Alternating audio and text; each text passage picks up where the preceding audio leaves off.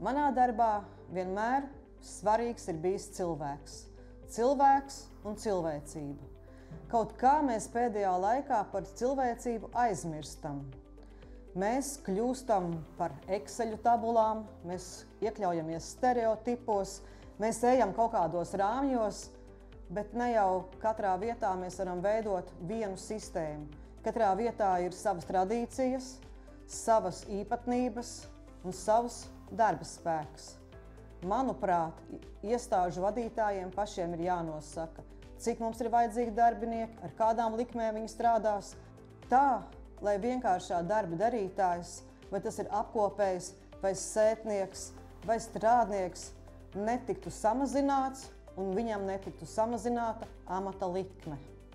Es noteikti iestāšos par to, lai vairāk netiktu likvidētas izglītības iestādes, lai Dievs nedod tiktu apvienoti kultūras nami, kur kultūras darbiniekam būtu jāskrien no viena pagasta uz otru, jo kultūras nams ir savas kopienas dvēsele, un viņam ir jāvieno ļaudis savā pagastā tā, lai tur kulsātu dzīvība.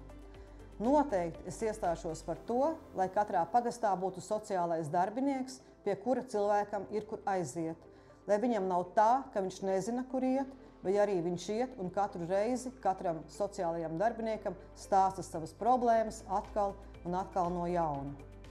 Mana misija laikam ir palīdzēt cilvēkiem, jo man tiešām ir prieks piedalīties iedzīvotāju sapulcēs, iedzīvotāju konsultīvajās padomēs, pensionāru sapulcēs, jo tur es saņemu atgriezenisko saiti.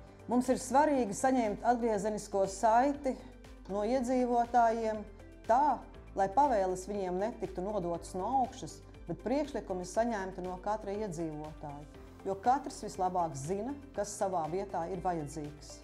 Mums ir svarīgi katram palīdzēt, jo katra problēma, kas mums šķiet maza, viņam varbūt ir liela. Nevienmēr es varu palīdzēt, bet es varu vismaz mierināt un ieteikt, kur problēmu risināt.